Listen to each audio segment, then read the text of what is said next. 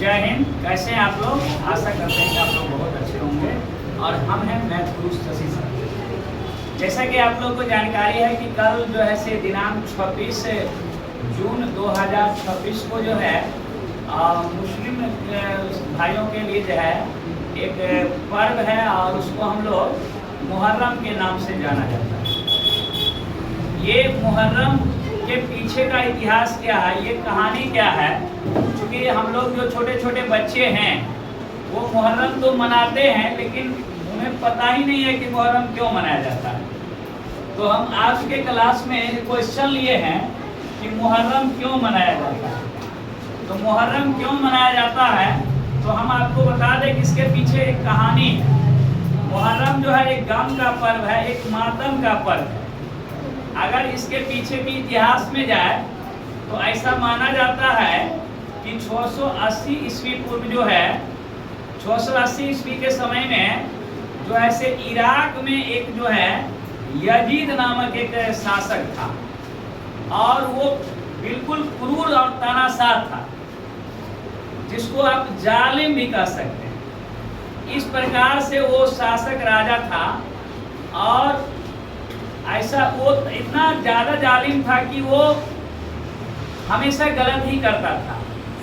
और इस गलत के खिलाफ जो पैगंबर मोहम्मद साहब थे, उनके जो पोते थे इमाम हुसैन, ये क्या किए, अपने कुछ परिवार के लोगों और जो इनके मानने वाले थे, इनके चाहने वाले जो अनुयायी थे, लगभग 72 के आसपास, ये सभी लोगों के साथ मिलकर उनका जोरदार विरोध किया। उसके गलत नीति का विरोध किया, गलत तरीके का विरोध किया, जो अन्य अत्याचार कर रहा था उसका विरोध किया।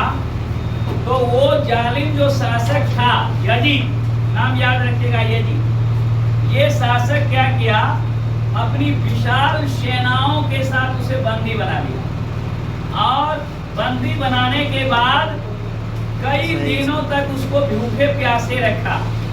कई दिनों तक ये लोग को भोजन और पानी नहीं दिया गया और अंत में सभी को मार दिया गया, शहीद कर दिया गया।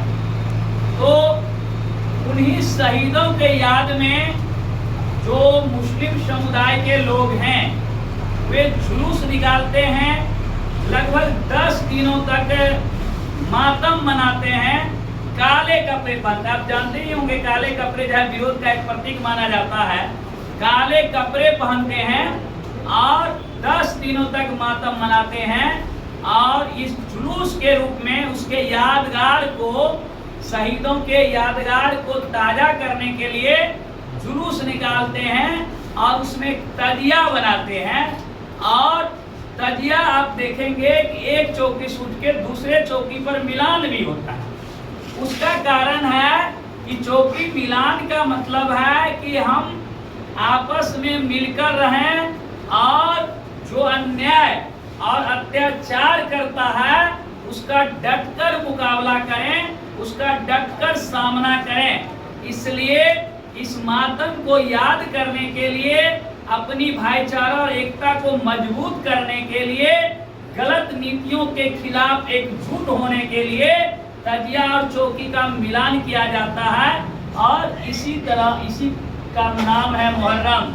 यानी मुहर्रम पर्व जो है यह शहीद जो है इमाम हुसैन के यादों में मनाया जाता है। तो निश्चित तौर पर मुझे आशा नहीं, पूर्ण भरोसा है कि आपको ये मुहर्रम क्यों मनाया जाता है ये समझ में आ गया होगा। अगर आ गया तो जाइए आप हमारे वीडियो को वॉच करिए और अपने दोस्तों में यहाँ से दिल्ली तक फैला दीजिए। मिलते हैं अगले वीडियो में, तब तक रखिए अपना ध्यान। लेकिन उससे पहले आप सभी मुस्लिम भाइयों को मुहर्रम की ढेर सारी शुभकामनाएं और बधाई। बहुत बहुत धन्यवाद।